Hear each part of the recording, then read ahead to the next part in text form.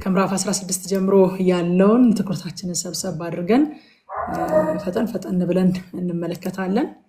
ምዕራፍ 16 ላይ እንግዲህ እንደተመለከትነው ሶምሶም ቅጥርን የሚያፈርስ በእባብ ይነደፋል እንደሚል የእግዚአብሔር ቃል ቅጥርን ማፍረስ ጉዳቱ ለራስ መሆኑን አላወቀም። የእግዚአብሔር ቃል ቅጥራችን ነው፣ የእግዚአብሔር ሕግ ቅጥራችን ነው ብለናል።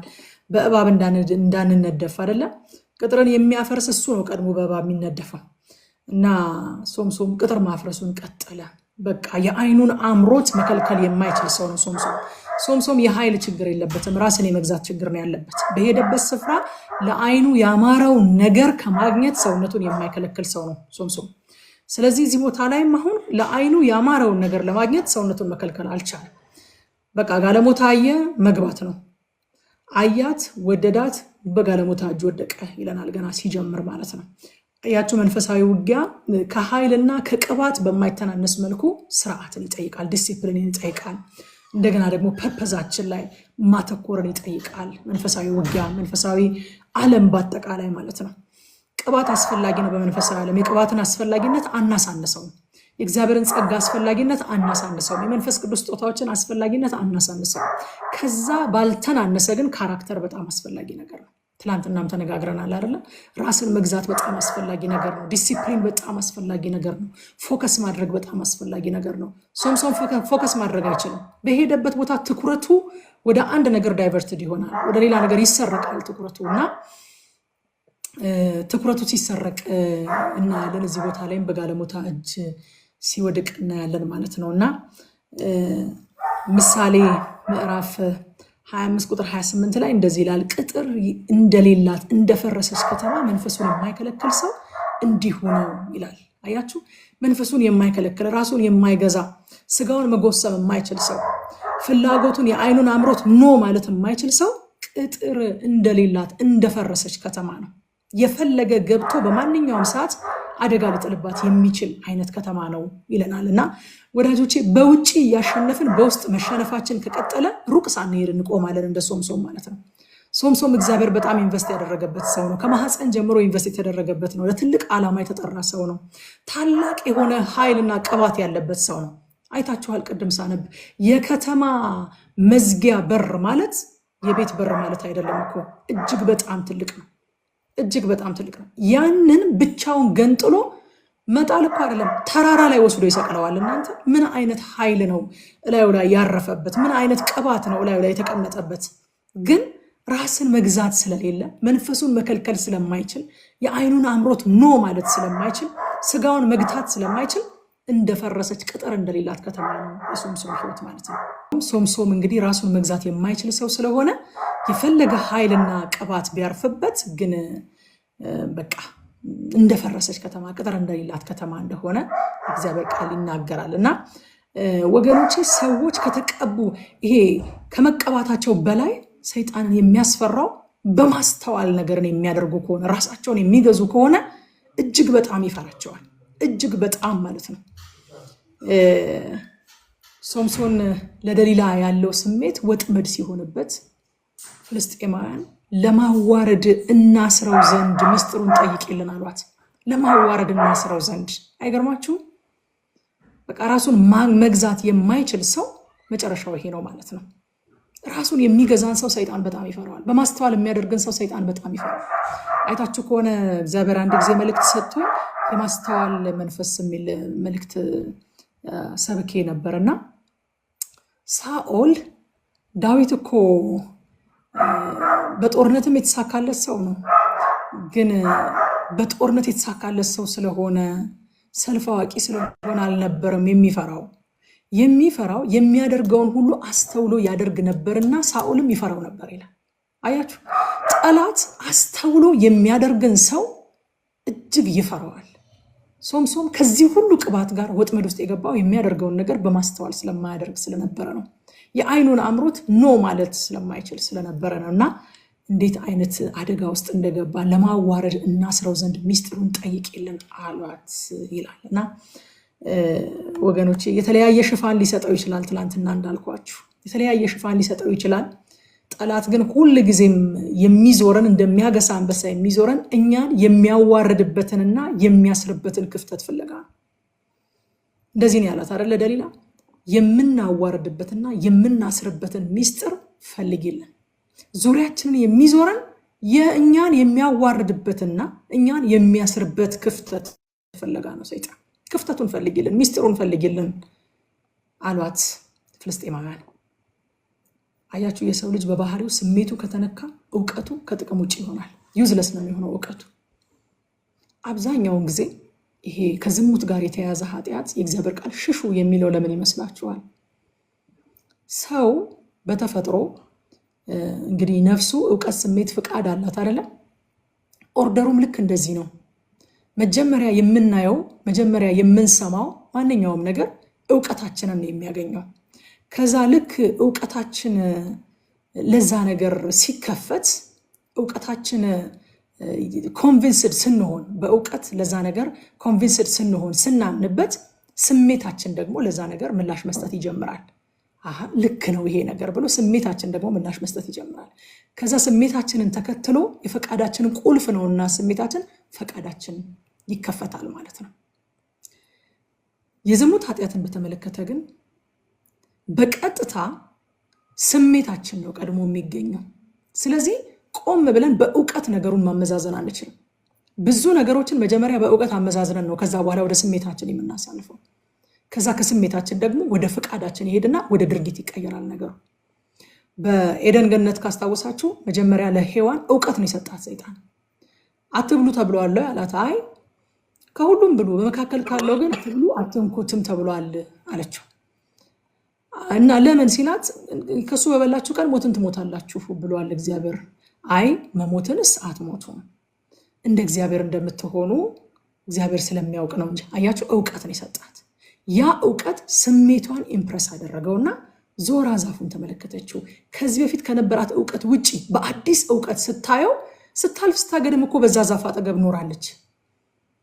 ግን ልክ በዛ እውቀት ሆና ስታየው ዛፉ ለአይን ለካ ያምራል፣ ለመብላት የሚያስጎመጅ ነው ለካ፣ ለጥበብም መልካም ነው አለች። አያችሁ በተቀየረ እውቀት አየችውና ስሜቷን ኢምፕረስ አደረገው።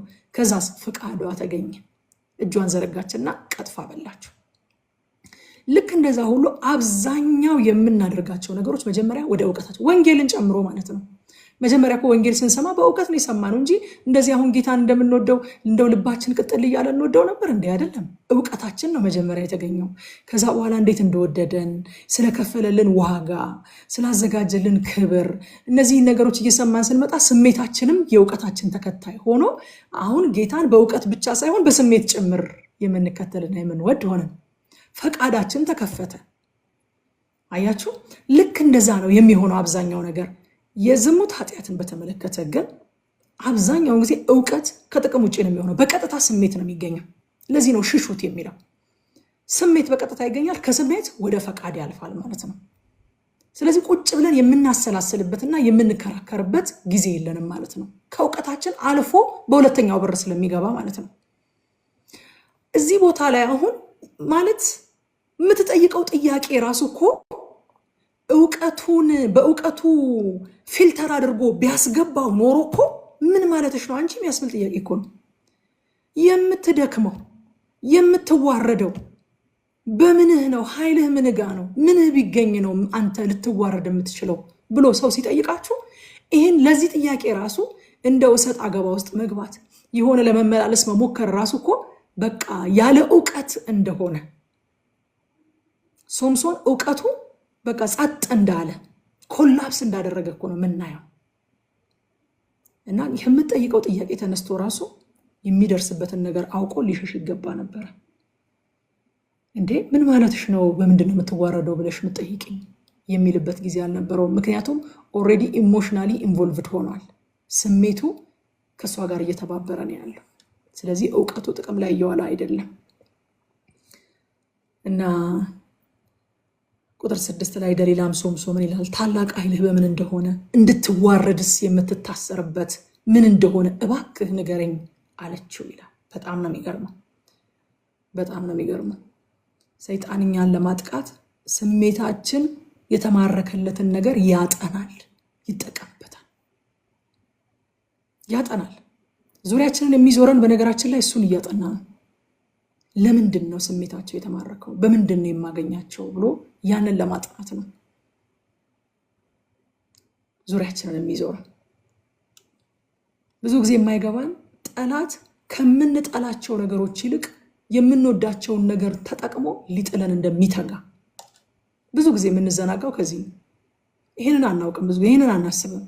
የሆኑ ጠላቶቻችንን ከዚህ በፊት የተጣላናቸውን ሰዎች፣ የሆኑ ማይወዱንን ሰዎች፣ የሆኑ ክፉ ሰዎችን፣ የሩቅ ሰዎችን እንደሚጠቀም ነው ጠላት የምናስበው። እንደዛ ግን አይደለም አሰራሩ። የምንወዳቸውን ነገሮችና የምንወዳቸውን ሰዎች ነው የሚጠቀመው። በጣም የቅርባችን የምንላቸውን ልባችን የሚማረክላቸውን እምቢ ለማለት የሚከብዱንን እነዛን ሰዎችና እነዛን ነገሮች እንደሚጠቀም ነቅተን ማሰብ አለብን። ማቴዎስ ወንጌል ምዕራፍ 16 ከ22 እስከ 23 ጴጥሮስም ወደ እርሱ ወስዶ ይላል ጌታ ልሰቀል ይገባኛል፣ ልሞት ይገባኛል ሲል ጴጥሮስም ወደ እርሱ ወስዶ አይሁንብህ ጌታ ሆይ ይህ ከቶ አይደርስብህም ብሎ ሊገስጸው ጀመረ ይላል። ልክ እናቶቻችን አታሟርቺ ምናምን እንደሚሉን ማለት ነው። አይሁንብህ እንደዚህ አይባልም ብሎ ሊገስጸው ጀመረ ይላል። እርሱ ግን ዘወር ብሎ ጴጥሮስን ወደ ኋላዬ ሂድ አንተ ሰይጣን፣ የሰውን እንጂ የእግዚአብሔርን አታስብምና እንቅፋት ሆነህብኛል አለው። አያችሁ፣ እንቅፋት ሆነህብኛል አንተ ሰይጣን፣ ሂድ ከኋላዬ። የምንወዳቸውን ሰዎች፣ የምንወዳቸውን ነገሮች፣ ልባችን የተማረከላቸውን የምናምናቸው የቅርባችን የምንላቸውን እንደሚጠቀም ይኸው ይሄ ምስክር ነው። ለይተን ማወቅ አለብን። ከጥቂት ቁጥሮች በፊት እኮ ታላቁን መገለጥ አምጥቶ የእግዚአብሔር መጠቀሚያ ሆኖ ነበረ ጴጥሮስ። ከጥቂት ቁጥሮች በፊት 16 17 ሄዳችሁ አንብቡት። አንተ ክርስቶስ የሕያው እግዚአብሔር ልጅ ነህ የሚለውን ስጋና ደም አልገለጠልህም፣ ይህን የገለጠልህ የሰማይ አባቴ ነው እስኪባል ድረስ ታላቁ መገለጥ የሚባለውን ማለት ነው። ታላቁን መገለጥ ያመጣ ሰው ወዲያውኑ ወረድ ብሎ ቁጥር 22 እና 23 ላይ ደግሞ የሌላ ነገር መጠቀሚያ ሆኖ የሰይጣን መጠቀሚያ ሆኖ አንተ ሰይጣን ወደ ኋላ ሂድ ብሎ ሲገስጸው ጌታ እንመለከታለን። ስለዚህ መንቃት አለብን። የሆነ እኛን የሚጠሉን እኛም የምንጠላቸው ብዙም የማንቀርባቸው ብዙም የማያቀርቡን የማይረዱን ሚስ አንደርስታንድ የተደራረግን የሆኑ የሩቅ ሰዎችን እንደሚጠቀም እያሰብን እንዳንታለል የቅርባችንን የምንወዳቸውን የሚወዱንን ልባችን ነፍሳችን የተማረከችላቸውን እነሱን ይጠቀማል። ደሊላን ተጠቅሞ እንዴት እንደምናዋርደው ሚስጥሩን ጠይቄልን አላት። ሶምሶም እዚህ ጋር ከጠላት ጋር ቁማር ተጫወተ። አያችሁ፣ ደሊላን 3 ጊዜ ዋሻት። በመጨረሻ ግን ተሸነፈ። የእግዚአብሔር ቃል ሽሽ ካለን ነገር ጋር መደራደር በእሳት እንደመጫወት ነው። እየተፈታተነን ያለውን ነገር በመሸሽ ፈንታ ኢንተርቴን የምናደርገው ከሆነ የምንዝናናበት ከሆነ አደጋ ውስጥ ነን ያለነው። ለምን መሰላችሁ? ልባችን ያውቀዋል። የእግዚአብሔር ቃል በጣም የምወደው ፓስተር ሞ በጣም ደጋግሞ የሚያስተምረን አንድ ቃል ነበረ፣ በእውነት ላይ አትዋሹ የሚል። በእውነት ላይ እስካልዋሸን ድረስ ወዳጆቼ ልባችን ያውቀዋል ነገርየው ንጹህ እንዳልሆነ። ግን ዝም ብለን ኢንተርቴን እያደረግነው ነው። ንጹህ እንዳልሆነ ልባችን ያውቀዋል እኮ። ዝም ብለን ግን በቃ እስኪ ፈታ እያልን ነው ሙድ እያያዝን በአዲሱ ዘመን በዘመኑ ቋንቋ እንጂ ልባችን ያውቀዋል። እና ከእሳት ጋር እንደመጫወት ነው። በቃ ሶምሶን ሚስጥሩን ነገራት። ቁጥር 16 ዕለት ዕለትም በቃሏ ነዘነዘችው፣ አስቸገረችውም፣ ነፍሱም እስከ ሞት ድረስ ተጨነቀ ይችላል። ከዚህ በፊትም አይተነዋል ሰይጣን እንዴት ትዕግስተኛ እንደሆነ። ወዳጆቼ ጠላት እግዚአብሔር ካስቀመጠልን የጨዋታ ሕግ ውጪ ተጫውተን ልናሸንፈው አንችልም። ከሕግ ውጪ ተጫውቶ በማሸነፍ የተካነ ነው፣ የብዙ ዓመት ልምድ ያለው ነው። ከሕግ ውጪ ተጫውተን ልናሸንፈው አንችልም። እግዚአብሔር ካስቀመጠልን ሕግ ውጪ እየሄድን የማይነካ ነገር እየነካን፣ የሚሸሽ ነገር እየቀረበን፣ እየተደራደርን በሱ ህግ ተጫውተን እሱ ልናሸንፈው አንችልም። እግዚአብሔር ባስቀመጠልን የጨዋታ ህግ ተጫውተን ብቻ ነው የምናሸንፈው። በጣም ኤክስፒሪየንስድ ነው፣ በጣም የተካነ ነው።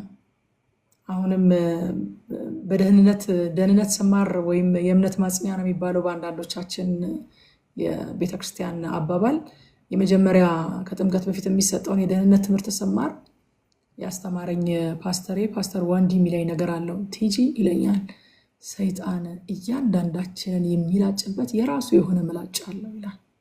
እኔን በላጭበት አንቺን አይላጭም። ድካማችንን እየዞረ ያጠናል፣ ለእያንዳንዳችን የሚሆን ምላጭ ያዘጋጃል ይላል። ስለዚህ እሱ ተዘጋጅቶ ድካማችንን አጥንቶ ዙሪያችንን ሲዞር ውሎ ነው የሚመጣው እና እግዚአብሔር ካስቀመጠው የጨዋታ ህግ ወጥተን ሽሹ ሲለን ቁጭ ብለን በሰይጣን የጨዋታ ህግ የምንጫወት ከሆነ ከሱ ጋር የምንደራደር ከሆነ መሸነፋችን የማይቀር ነገር ነው። 3 ጊዜ ዋሻት። ከዛ በኋላ ግን በአራተኛው የልቡን ሚስጥር ነገራት ይላል። የልቡን ሁሉ አጫወታት። በጣም የሚያሳዝነው ነገር ከዛ በኋላ እግዚአብሔር ከእርሱ እንደተለየ አላወቀም ነበር ይላል።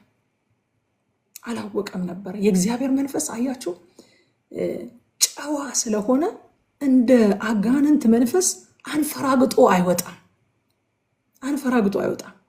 በቃ ሲገባም ፈቅደንለት ወደነው ተጠምተነው ነው አይደለ መንፈስ ቅዱስን የተቀበልነው። ሲወጣም ደግሞ ጨዋ ስለሆነ ከሶምሶም ሲለይ አላወቀውም ነበረ። ከእርሱ መለየቱን አላወቀም ነበረ። አሁን ያለነው መሳፍንት መጽሐፍ ላይ ነው ያለነው፣ የሶምሶም ታሪክ ላይ ነው። ስለዚህ ትኩረታችንን ሶምሶምና የመሳፍንት መጽሐፍ ላይ አድርገን እናጠናለን ማለት ነው። ወደዚህ ዘመን ከመጣን ስለማንጨርሰው አሁን በዚህ ዘመን መንፈስ ቅዱስ ለዘላለም ነው ከኛ ጋር ሊኖር ይሰጠን፣ መንፈስ ቅዱስ ኃጢአት ስንሰራ ጥሎን ይሄዳል ወይ ምናምን የሚል ጥያቄ ውስጥ አንገባም። በኋላ ላይ ስንደርስበት እናጠናለን። እሱም ግን በጣም የሚገርመው ነገር ጨዋ ስለሆነ መንፈስ ቅዱስ ሲለየው አላወቀም ነበረ። በጣም ነው የሚያሳዝነው። የእግዚአብሔር መንፈስ እንደተለየው አለማወቁ። መሳፍንት አንደኛ ሳሙኤል ምዕራፍ 16 ቁጥር 14 ላይ የእግዚአብሔር መንፈስ ከሳኦል ራቀ ይላል። ከሳኦል ራቀ፣ ክፉ መንፈስም ከእግዚአብሔር ዘንድ አሰቃየው ይላል። ሳኦል የእግዚአብሔር መንፈስ እንደተለየው ከዙፋኑ አልወረደም።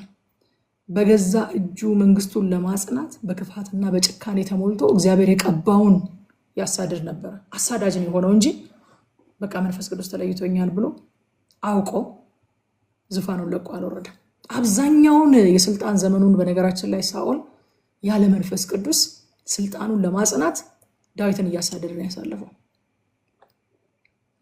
ሶምሶም ፍልስጤማውያን መጡ፣ እንደወትሮ አደርጋለሁኝ አለ። እንዴት ያሳዝናል! እንደወትሮ አደርጋለሁኝ አለ። ነገር ግን አልቻለም። ፍልስጤማውያን መጡ፣ አይኖቹን አወጡት፣ አሰሩት፣ እህል ፈጪ አደረጉት። ከዛ ደግሞ ጭራሽ መዝናኛ አደረጉት። ዳዊት እንደዚህ ያለ ኃያላን እንዴት ወደቀዋል!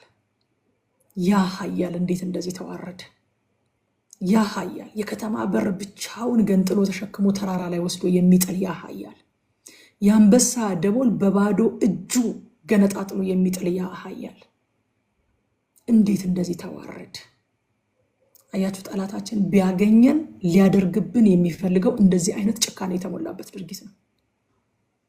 ጠላት ትላንትናም ብያችኋለሁ፣ እኛን ታዋቂ የማድረግ ባለጸጋ የማድረግ ተወዳጅ ስኬታማ የማድረግ አጀንዳ የለውም። እሱ መሸፈኛው ነው ብያችኋለሁ። ያለው አጀንዳ ይሄ ነው፣ ማዋረድ፣ ማጥፋት። አይኑን አጠፉት፣ አዋረዱት፣ አሰሩት፣ እህል ፈጪ ያደረጉት፣ መቀለጫ ያደረጉት ማለት ነው። መዝናኛ ያደረጉት፣ በፊታቸው ሆኖ እየተጫወተ ያዝናናቸው ነበር ይላል ዮሐንስ ወንጌል ምዕራፍ 10 ቁጥር 10 ሌባው ሊሰርቅ ሊያርድ ሊያጠፋ እንጂ ስለሌላ አይመጣም፣ እኔ ሕይወት እንዲሆንላችሁ እንዲበዛላችሁም መጣሁ ይላል። አንድ አባባል አለ፣ በጣም ታዋቂ አባባል። ኃጢአት በባህሪው መሄድ ካሰብነው በላይ ርቀት ይወስደናል፣ ደግሞም መቆየት ካሰብነው በላይ ጊዜ ያቆየናል፣ ከዛ መክፈል ካሰብነው በላይ ዋጋ ያስከፍለናል። እደግመዋለሁ። ኃጢአት በባህሪው መሄድ ካሰብነው ርቀት በላይ ይወስደናል፣ መቆየት ካሰብነው ጊዜ በላይ እዛ ያቆየናል። መክፈል ካሰብነው በላይ ያስከፍለኛል ብለን ካሰብነው በላይ ዋጋ ያስከፍለናል። በጊዜ ካልተቋጨ እንደዚህ ነው የሚያደርገው። ማንም ሰው በነገራችን ላይ ሲጀምር የዚህን አክል ርቀት ሄዳለሁ ብሎ እንደማይጀምር ታውቃላችሁ። ትንሽ ናት እቺን ብቻ ብሎ ነው የሚጀምረው ሲጀምር። አሁን የደረሰበት ቦታ ደርሳለሁ ብሎ አይጀምርም ሲጀምር ማንም ሰው። ግን በባህሪው ምን ያደርጋል ብያችኋለሁ? መሄድ ካሰብነው ርቀት በላይ ይወስደናል። ሌላው ደግሞ ማንም ሰው እንደዚህ ቆያለሁኝ ብሎ አይደለም ወደ ኃጢአት ውስጥ የሚገባው። ግን መቆየት ካሰብነው በላይ የማቆየት ኃይል አለው። እንደዚህ ዋጋ ያስከፍለኛል ብሎም አይመስለኝም ሶምሶን እንደዚህ ያደረገው። ካሰብነው በላይ ግን ኮስት ያደርገናል። ካሰበው በላይ ኮስት አደረገው። አይኑን ኮስት አደረገው፣ ክብሩን ኮስት አደረገው፣ ህይወቱን ኮስት አደረገው። ቁጥር 22 ላይ ግን የራሱን ጠጉር ከላጩት በኋላ ያድግ ጀመረ ይላል። ያድግ ጀመረ። ይሄ እግዚአብሔርን መሐሪነት፣ የእግዚአብሔርን ጸጋ፣ ያ የምንወደው ባህሪውን የእንደገና አምላክነቱን ያሳየናል። ሶምሶን ከዛ በኋላ አንድ ጊዜ አሰበኝ ስለ ሁለቱ አይኖቼ፣ ስለ ጠፉት አይኖቼ ስትል አንድ ጊዜ አሰበኝ ብሎ ጸለየ። እግዚአብሔርም ሰማው። የእንደገና አምላክ፣ የምህረት አምላክ ሰማው። በሞቱ የገደላቸው በህይወት ሳለ ከገደላቸው በዙ ይላል። ሶምሶን በዚህ መልኩ ሞተ ማለት ነው። ይህንን ኃያል እዚህ ጋር ነው የምንሰናበተው። እንግዲህ እውነተኛው መስፍን ኢየሱስ ክርስቶስ ነው ብለናል። ሶምሶን የእውነተኛው መስፍን የኢየሱስ ክርስቶስ ጥላ መሆኑ በመጨረሻ በአሟሟቱም የተገለጠ ነገር ሆኖ እናገኘዋለን። ክርስቶስ እንደ ሶምሶን ስለገዛ ኃጢአቱ ሳይሆን ስለኔና ስለናንተ ኃጢአት ሲሞት አስጨንቆ ሲገዛን የነበረውን ኃጢአትን ገድሎልን የሞተው። በሞቱ ጠላታችንን ገድሎታል። ልክ ሶምሶን በሞቱ የእስራኤልን ጠላት ገድሎ እንደሞተ ማለት ነው። በህይወቱ ሳለ ከገደላቸው እንደውም በሞቱ ሳለ የገደላቸው በዙ ይላል። ክርስቶስ በሞቱ ጠላቶቻችንን ገድሎልናል። ሃሌሉያ። ስለዚህ ከዚህ ክፍል የምንማረው ስጦታዎቻችንን እግዚአብሔር ይጠብቃል። እኛ ልባችንን ከሚፈትኑት ነገሮች እንጠብቀው። እግዚአብሔር የጸጋ ስጦታን ሰጥቶናል አይደለ? የጸጋ ስጦታን ሰጥቶን ጠብቁት አይለንም፣ እሱ ይጠብቀዋል። ልንጨነቅ የሚገባው ስለ ጸጋ ስጦታችን ሳይሆን ስለ ልባችን ነው። ልባችንን ከሚፈትኑት ነገሮች ልንጠብቀው ያስፈልጋል። ሁለተኛ እግዚአብሔር ዝም ሲል ተስማምቶ እንደሆነ አንቁጠር። ሶምሶን እግዚአብሔር ዝም ሲለው ከሱ ጋር እንደተስማማ ቆጠረ። ስለዚህ ከመመለስ ዘገየ። ዛሬ እንደ ሶምሶን ከኃጢአታችን የተነሳ ጸጋችን ተላጭቶ በምርኮ ምድር ብንኖር እግዚአብሔር የምሕረት አምላክ ነው። እንደገና ያቆጠቁጣል። ጸጋ እንደገና ያቆጠቁጣል። አይገርማችሁም? ከሶምሶን ህይወት ይህንን እንማራለን። እንደገና ያቆጠቁጣል። በአመፃችን ምክንያት፣ በኃጢአታችን ምክንያት፣ በበደላችን ምክንያት የተላጨ የራቀን ጸጋ ቢኖር እንደገና ያቆጠቁጣል። ሶምሶን ከተላጨ በኋላ የራሱ ጠጉር ያድግ ጀመረ ይላል። ያቆጠቁጥ ጀመረ። ተስፋ አለ ወገኖች፣ ተስፋ አለ። እግዚአብሔር ፍቅር ነው። ፍቅር ደግሞ ተስፋ አይቆርጥም። ከዚህ በፊት በኃይል እግዚአብሔርን ታገለግሉ የነበራችሁ፣ በፓሽን እግዚአብሔርን ታገለግሉ የነበራችሁ፣ የእግዚአብሔርን ቃል በኃይል ተሰብኩና ታስተምሩ የነበራችሁ፣ በልዩ ልዩ መንገድ እግዚአብሔር ይጠቀምባችሁ የነበራችሁ ሰዎች ጸጋችሁን አስላጭታችሁ አገልግሎታችሁን ጥላችሁ ተስፋ ቆርጣችሁ በምርኮ ምድር ተቀምጣችሁ ያላችሁ የሶምሶን ጸጉር ከላጩት በኋላ ያድግ ጀመረ የሚል ቃል ያለበት መጽሐፍ ቅዱስ ነው እያጠናን ያለን። ያድጋል፣ እንደገና ያቆጠቁጣል። እንደገና እግዚአብሔር እንደገና የማይረሳ ድል በህይወታችሁ ይሰጣችኋል። እግዚአብሔር በእናንተ ተስፋ አልቆረጠም። እግዚአብሔር በእኛ ተስፋ አይቆርጥም። አሜን። ተስፋ አለ፣ በእውነት ተስፋ አለ።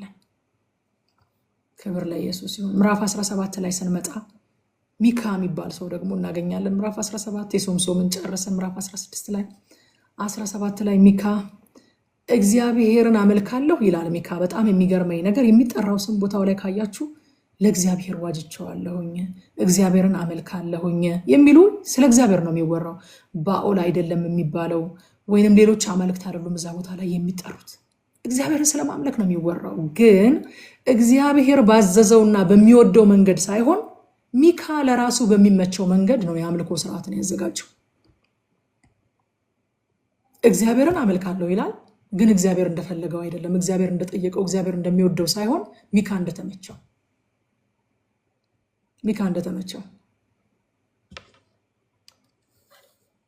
ዮሐንስ ወንጌል ምዕራፍ 14 ቁጥር 6 ኢየሱስ እንደዚህ አለ። ኢየሱስም እኔ መንገድና እውነት ሕይወትም ነኝ፣ በእኔ በቀር ወደ አብ የሚመጣ የለም። ወገኖቼ በፈለግንበት መንገድ ሄደን የምንደርስበት አብ የለም። በወደድነው መንገድ አምልከን የምናስደስተው እግዚአብሔር የለም። መንገዱን ነኝ አለ ኢየሱስ። እግዚአብሔር ራሱ ደግሞ ማቴዎስ ወንጌል ምዕራፍ 17 ቁጥር 5 ላይ እርሱም ገና ሲናገር እነሆ ብሩህ ደመና ጋረዳቸው፣ እነሆም ከደመናው ይላል በእርሱ ደስ የሚለኝ የምወደው ልጄ ይህ ነው፣ እርሱን ስሙት የሚል ድምፅ መጣ ይላል። እግዚአብሔር በእርሱ በኩል ኑ ወደ እኔ፣ በእርሱ በኩል አምልኩኝ፣ በእርሱ በኩል ደስ አሰኙኝ፣ በእሱ በኩል ብሎ የሰጠው መንገድ አለ፣ ያስቀመጠው ትእዛዝ አለ። ከሰው ወደ እግዚአብሔር፣ ከእግዚአብሔር ወደ ሰው የሚያደርስ ብቸኛ መንገድ አስቀምጧል እግዚአብሔር። በፈለግነው መንገድ ሄደን እግዚአብሔር ጋር መድረስ አንችልም። በፈለግነው መንገድ አምልከን እግዚአብሔርን ደስ ማሰኘት አንችልም። ሚካ እግዚአብሔርን አመልካለሁ ነው የሚለው፣ ግን እግዚአብሔር በወደደውና ባስቀመጠው ባዘዘው መንገድ ሳይሆን እሱ በፈለገው በወደደው መንገድ ነው እግዚአብሔርን ማምለክ የሚፈልገው።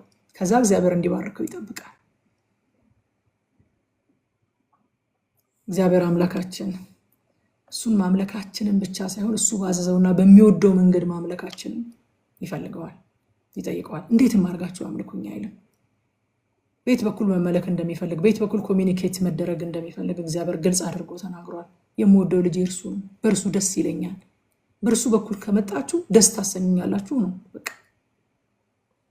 ጌታ ይመስገን። ዛሬ እግዚአብሔር የሚመለከው በኢየሱስ በኩል ስንቀርበውና ስናመልከው ብቻ ነው። ደስ የሚሰኘው በዚህ ነው እግዚአብሔር። ሚካ የማመልከው እግዚአብሔርን ነው ይበል እንጂ ሰማይና ምድርን የፈጠረውንና እንዴት እንደሚያመልኩት ግልጽ መመሪያ የሰጠውን እግዚአብሔርን ሳይሆን ለራሱ እንዲመቸው አድርጎ የሰራውን በልኩ የሰፋውን ጣዖት ነበር የሚያመልከው። እግዚአብሔር ብሎ ሰይሞት ያመልከዋል ያንን ጣዖት ማለት ነው። እግዚአብሔራችንን በልካችን ከመስፋት እግዚአብሔር ይጠብቃል። በቃ የዚህ ዘመን የመጨረሻው ዘመን ቻሌንጅ ነው። በነገራችን ላይ የሚካ ቻሌንጅ የመጨረሻው ዘመን ተግዳሮት ነው። በመጨረሻ ዘመን ሰዎች በቃ አምላካቸውን በልካቸው ይሰፉታል። በልካቸው እነሱ ማድረግ በሚፈልጉት፣ እነሱ ማምለክ በሚፈልጉበት መንገድ የሚመለክ፣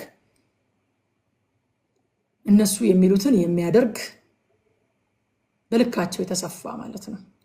ሚካ እንደዛ ነው ያደረገው። ሁለተኛ ጢሞቴዎስ ምዕራፍ 4 ቁጥር 3 ላይ ሕይወት የሚገኝበትን ትምህርት የማይታገሱበት ዘመን ይመጣልና ይልና፣ ነገር ግን ጆሮአቸውን የሚያሳክክ ስለሆነ እንደገዛ ምኞታቸው ለራሳቸው አስተማሪዎችን ያከማቻሉ ይላል።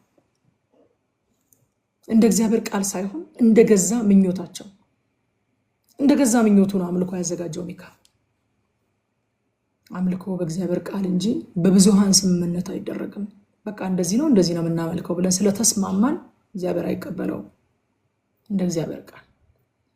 ከዛ ሚካ ሌዋዊ ካህን ይቀጥራል። አያችሁ፣ ውጫዊ ስርዓቶችን ማሟላት ሌዋዊው ካህን ሆኖኛልና እግዚአብሔር በቃ እንዴት ይባርከኛል፣ እንዴት ይወዶኛል ብሎ ተኩራራ። ውጫዊ ስርዓቶችን ማሟላት ውስጣዊ ትክክለኛነትን አይሰጠንም። እግዚአብሔር የልብ አምላክ ነው። ነገሩ ከመሰረቱ የተፋለሰ ከመሰረቱ የተበላሸ ሆኖ ሳለ ሌዋዊ ካህን ስላመጣን ትክክል አይሆንም። የሆኑ ሰዎች አብረውን ስለቆሙ፣ የሆኑ ሰዎች አብረውን ስላገለገሉ፣ የሆኑ ሰዎች መድረኮቻችን ላይ ስለተገኙ አገልግሎታችንን ጀስቲፋይ ሊያደርጉት አይችሉም። መሰረቱ ከተበላሸ ተበላሽቷል። ሌዋዊም ቢመጣ መሰረቱ ከተበላሸ ተበላሽቷል። እግዚአብሔር በሚፈልገው መሰረት ላይ አይደለም የተመሰረተው። ብዙዎች ይሞኛሉ። የሆኑ ሰዎች ከጎናቸው ሲቆሙ ትክክል የሆኑ ይመስላቸዋል። ከዛ ቁጥር 6 ላይ በዚያም ዘመን በእስራኤል ዘንድ ንጉሥ አልነበረም፣ ሰውም ሁሉ በፊቱ መልካም መስሎ የታየውን ያደርግ ነበረ ይላል። ኪቨርስ ነው ይሄ ቁልፍ ቃል ነው። የመሳፍንት መጽሐፍ እንደምታስታውሱት ይህንን ራቁ ነግራናለች ባለፈው። ንጉሥ በላያችን ካላነገስን የሚሆነው ነገር እውነት አንጻራዊ ይሆናል። የኔ እውነት ለኔ እውነት ነው፣ የወይኗ እውነት ለወይኗ እውነት ነው።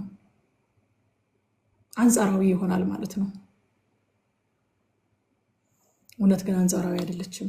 ንጉሥ ያለው ሰው ጌታ ሲናገር ዮሐንስ ወንጌል 17:17 ላይ በእውነት ቅድሳቸው ቃልህ እውነት ነው አለ። መመዘኛ አለን እኛ፣ የእውነት መመዘኛ፣ የእውነት ማስተያያ አለን። የእግዚአብሔር ቃል ይባላል። እግዚአብሔርን በላያችን ላይ ስላነገስን ቃሉ የእውነት ማስተያያችን ነው። እውነት የሚሆነው በእግዚአብሔር ቃል ተመዝኖ ሲያልፍ ብቻ ነው። ሚዛን አለን እኛ። የሚያስማማ ሚዛን እኮ ያስፈልጋል። እንዴት ነው አንጻራዊ የሚሆነው እውነት? እንዴት ነው አንጻራዊ የሚሆነው? እንዴ በኪሎ ግራም እንኳን እኮ ተስማምተን የሚያስማማን ሚዛን አለ አይደለ? አለ። በቃ 1 ኪሎ ማለት ይሄ ነው፣ 2 ኪሎ ማለት ይሄ ነው፣ 3 ኪሎ ማለት ይሄ ነው ብለን ተስማምተን ሄደን ሱቅ አንከራከርም። በቃ እናስመዝናለን። በኪሎ መሰረት የሰጠንን ነገር ይዘን እንመለሳለን። ኪሎ የሚባለው ነገር አንጻራዊ አይደለም። በቃ የተቀመጠ መመዘኛ አለ።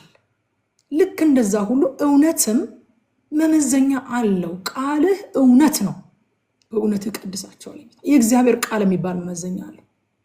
ንጉስ የሌለው ህዝብ ግን እውነቱ አንጻራዊ ነው የሚሆነው። አንተ ለራስህ ልክ ልትሆን ትችላለህ የሚሉ ሰዎች ሰምታችሁ አታውቁም? እኔም ለራሴ ልክ ነኝ፣ በቃ በዚህ እንስማማ። አንጻራዊ ይሆናል ማለት ነው። በእግዚአብሔር ቃል እውነት ያልተቃኘ አምልኮ ጣዖት አምልኮ ነው። ውጫዊ ስርዓት ውስጣዊ መታዘዝን አይተካም። እግዚአብሔር በህይወታችን ካልነገሰ የራሳችን አምላክ ሆነናል ማለት ነው። የልክ መለኪያው እኛው እንሆናለን። አንድ እንደ ቀልድ የሚባል አባባል አለ። አይ አም ራይት ራይት ኢዝ ሚ ይላሉ። እኔ ልክ ነኝ፣ ልክ እኔ ነኝ። በቃ ራሳቸው የእውነትና የልክ መመዘኛ ሆኖ ማለት ነው። እኛ ግን እንደዛ አይደለንም። ንጉሳችንን ሾመናል። የሱ ቃል የእውነታችን መለኪያ ነው። እውነት ብለን የምንስማማው የየራሳችን አንጻራዊ እውነት ይዘን መጥተን አይደለም፣ በእግዚአብሔር ቃል መዝነን ነው። ምዕራፍ 18 ላይ ስንመጣ ምዕራፍ 18 ላይ የእግዚአብሔር ሕዝብ የእግዚአብሔርን ቃል ሲጥል ማንነቱና ዓላማውን እንደሚጥል የሚሄድበትን አቅጣጫ እንደሚስት እንመለከታለን። የዳን ነገድ በኢያሱ ዘመን ርስት ሰጥቷቸው ነበረ። እግዚአብሔር የሰጣቸው ርስት በገዛ ድካማቸው ጠላቶቻቸውን ማስለቀቅ ሳይችሉ ቀርተው ሳይወርሱት ስለቀሩ አሁን ቀለል ያለ መንገድ፣ ቀለል ያለ ቦታ፣ ብዙ ማያታገላቸው ህዝብ እየፈለጉ ነበረ። ሀያችሁ በእግዚአብሔር ላይ ያለን እምነት ሲሸረሸር ከትክክለኛው መንገድ ይልቅ አቋራጭና ቀለል ያለ መንገድ እንመርጣለን። እንደ ካሌብ እምነታችን በእግዚአብሔር ላይ ከፍ ያለ ከሆነ ምንድነው የምንለው? ተራራማውን ሀገር ስጠኝ መንጥሬ ወርሳለሁ እንላለን። እምነታችን ደግሞ ሲሸረሸር፣ በእግዚአብሔር ላይ ያለን እምነት ሲዳከም ደግሞ ቀለል ያለ ነገር እንፈልጋለን። ቀለል ያለ ነገር ፍለጋ ወጡ የዳን ልጆች። ከእግዚአብሔር ጋር ካልተጓዘን ተንከራታች ነው የምንሆነው። ዕብራውያን ምዕራፍ 10 ቁጥር 36 የእግዚአብሔርን ፍቃድ አድርጋችሁ የተሰጣችሁን የተስፋ ቃል እንድታገኙ መጽናት ያስፈልጋችኋል ይላል። ከእግዚአብሔር ጋር ተስፋው እውን የሚሆነው በእምነት ለሚታዘዙ ስለሆነ በጽናት በመታዘዝ ስላልተጓዙ የዳን ልጆች ተስፋቸውን መውረስ አልቻሉም ነበር። ከዛ የሚካን ጣዖት ደግሞ ሲሰርቁ እናያቸዋለን። ሚካ የቀጠረውን ሌዋዊ ካህንም አስኮበለሉት። ጣዖቱን መስረቅ ብቻ ሳይሆን ቁጥር 19 እና 20 እነርሱም ዝም በል አሉት ይላል። እጅህን ባፍ ላይ ጫን፣ ከኛ ጋር መተህ አባትና ካህን ሁንልን። ለአንድ ሰው ቤት ካህን መሆን ወይስ በእስራኤል ዘንድ ለነገድና ለወገን ካህን መሆን ማናቸው ይሻላል አሉት። ካህኑም በልቡ ደስ አለው። ኤፉዱንም ተራፊሙንም የተቀረጸውንም ምስል ወሰደ፣ በህዝቡ መካከል ሄደ ይላል።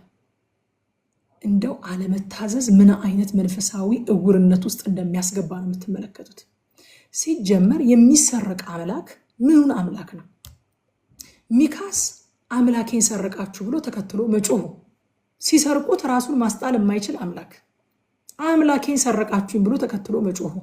እነሱስ ከሚካ ሰርቀው ወስደው ሊያድናቸው ነው፣ ሊታደጋቸው ነው። አለመታዘዝ እንዴት መንፈሳዊ እውርነት ውስጥ እንደሚያስገባ አንዳንድ ጊዜ ህፃናት እንኳን ሊያውቁት የሚችሉትን ነገር በቀደም አንድ ነገር ነግራቸዋለሁኝ። ከልጄ ጋር እየተነጋገርን አንድ ቦታ ላይ ስላለ ፕራክቲስ እየተነጋገርን ማሚ ያለችኝ የ5 ዓመት ልጅ እኮ ይሄንን ኖ ማለት ይችላል አለችኝ። አይምሰልሽ። መንፈሳዊ እውርነት በጣም ከባድ ነው። ፕሮፌሰር ቢሆን ኖ ላይል ይችላል። በእድሜው በጣም የሸመገለ ሰው ቢሆን ኖ ላይል ይችላል። መንፈሳዊ እውርነት በጣም ከባድ ነገር ነው። አምላኬን ሰረቃችሁት ማለት ምን ማለት ነው? የሚሰረቅ አምላክ፣ ራሱን ማዳን ያልቻለ አምላክ። የነዛ ሰርቀው ወስደውት ከዛ ደግሞ ካህን አስኮብልለው ሄደው የኮበለለ ካህን የበለጠ አድቫንቴጅ ሲሰጠው ኦፖርቹኒስት የሆነ የኮበለለ ካህን ምን ሊጠቅማቸው? እውርነት፣ መንፈሳዊ እውርነት። ባለመታዘዝ ውስጥ ስንሆን ለእንደዚህ አይነት ነንሴንስ በቃ ህፃን ልጅ እንኳን ለሚያውቀው ነገር ታልፈን እንሰጣለን ማለት ነው። ለእውርነት ታልፈን እንሰጣለን። የዳን ልጆች ሲሰርቁት ራሱን የማያስጠል ጣዖት ለማምለክ ሲጠሩት እግዚአብሔርን የማይጠይቅ ሌዋዊ አስኮብልለው ይዘው ሄዱ። ቆይ እስኪ እግዚአብሔርን ልጠይቅ አላላቸውም። ድርድር ነው ያቀረቡለት። ለአንድ ቤተሰብ ወይንስ ለአንድ ነገድ? ተስማማ፣ ደስ አለው፣ ትቷቸው ሄደ። ሌዋዊው አንድ ሰው ከማገልገል ብዙዎችን ማገልገል እግዚአብሔርን ማገልገል እንደሆነ ቆጥሮ ተስማማ ማለት ነው። ችግሩ ግን ያለው የተገልጋዩ ቁጥር ላይ አይደለም። አምልኮ የተመሰረተበት መሰረት ላይ ነው። እግዚአብሔር በሚፈልገው መንገድ አይደለም ያ አምልኮ እየተደረገ ያለው። እግዚአብሔር ባዘዘው መንገድ አይደለም። የተከታይ ቁጥር ወይም የተገልጋይ ቁጥር የአምልኮአችንና የአገልግሎታችንን ትክክለኛነት ማረጋገጫ ሊሆነን አይችልም። ብዙ ሲሆኑ ትክክል የሚሆን መሰለው ሌዋዊው ጥሏቸው ሄደ። ዮሐንስ ወንጌል ምዕራፍ 10 ቁጥር 12 ላይ እረኛ ያልሆነው ይላል ጌታ፣ በጎቹም የእርሱ ያልሆኑ ሙያተኛ ግን ተኩላ ሲመጣ ባየ ጊዜ በጎቹን ትቶ ይሸሻል፣ ተኩላም ይነጥቃቸዋል፣ በጎቹንም ይበትናቸዋል አለ። ይሄ ሌዋዊ በቃ ሲምፕሊ አባትና ካህን ሁነኝ ብሎ እኮ ነው ያስቀመጠው። ያ ሰው ሊያስተምረው፣ ሊያረመው፣ አምልኮተ እግዚአብሔርን ሊያሳየው፣ የእግዚአብሔርን ሕግ ሊነግረው፣ ወደ ትክክለኛው አምልኮ ሊመልሰው ሲገባ እኔ ምን ቸገረኝ ደሞዜ ካልጎደለብኝ ብሎ በእግዚአብሔር ስም ለጣዖት አምልኮ ሲያቀርብ ከረመና አሁን ደግሞ የተሻለ እድል ሲያገኝ አወዳድሮ አይ ይሄኛው ይሻለኛል ብሎ ትቶት ሄደ ማለት ነው። ይሄ ሙያተኛ ይባላል። እንደ አባትና እንደ ካህን ተብሎ የተቀመጠ ነገር ግን እንደ ሙያተኛ ሆነ ሰው ነው። ከዛ በኋላ ጸጥ ብሎ የተቀመጠውን የሌሳን ህዝብ ደምስሰው ርስታቸውን ወረሱ። የህዝቡን ርስት ወረሱ። እግዚአብሔር አልመራቸውም። አለመምራት ብቻ ሳይሆን በውጤቱም እግዚአብሔር አልከበረበትም። ለራሳቸው ለልጆቻቸው ወጥመድ የሚሆን ጣዖት ነው ያቆሙት። በዛ ምድር ላይ ጣዖት ነው ያቆሙት። ባልተላክንበት መንገድ ስንሄድ ቢሳካልንም ማለት ስኬት አንለውም፣ እርግጥ ግን ተሳካልን ብንል እንኳን በዛ ስኬት የሚከብረው እግዚአብሔር አይደለም። ያልተላኩ እንዴት ይሰብካሉ እኮ ነው የሚለው አይደል እግዚአብሔር ቃል። ያልተላኩ በተላክንበት መንገድ ስንሄድ ነው። በእግዚአብሔር ምሪት ከእግዚአብሔር ተልከን ስንሄድ እግዚአብሔር ይከብራል በውጤቱ። ባልተላክንበት መንገድ የገዛ አይምሯችንን የገዛ ማስተዋላችንን ተከትለን በሄድንበት መንገድ ግን እግዚአብሔር አይከብርበትም። አላካቸውም። እግዚአብሔር የሰጣቸው ምድር ነበረ። በኢያሱ ዘመን የተሰጣቸው ምድር ነበረ። ያንን አስለቅቀው እንዲወርሱ ከመካከላቸው አሕዛብን እንዲያባርሩ እግዚአብሔር ተናግሯቸው ነበረ። በቸልተኝነታቸው በመካከላቸው ያሉትን አሕዛብ ሳያባርሩ ቁጭ አሉ። ሲቆዩ እነዛ አሕዛብ በረቱባቸው። የዳን ልጆች ርስት አጡ። ስለዚህ አሁን ቀለል ያለ ብዙም እንትን የሌለው ብዙም የመከላከያ ኃይል የሌለው የሌሳን ህዝብ ፈልገው አገኙና እግዚአብሔር ሳይላቸው ያንን ህዝብ ደምስሰው ከተማቸውን ወረሱባቸው። ከዛ ግን በውጤቱም እግዚአብሔር አልከበረም። እዚያች ከተማ ላይ ወጥመድ የሆነ ጣዖት ለራሳቸውም ለልጆቻቸው ለልጅ ልጆቻቸው ወጥመድ የሆነ ጣዖት አቆሙበት ይላል። ባልተላክንበት እግዚአብሔር ባልመራን አቅጣጫ እግዚአብሔር በማይከብርበት አቅጣጫ ሄደን ስኬታማ ሆነን ብንል እንኳን በስኬቱ እግዚአብሔር አይከብርም፣ በውጤቱ እግዚአብሔር አይከብርም።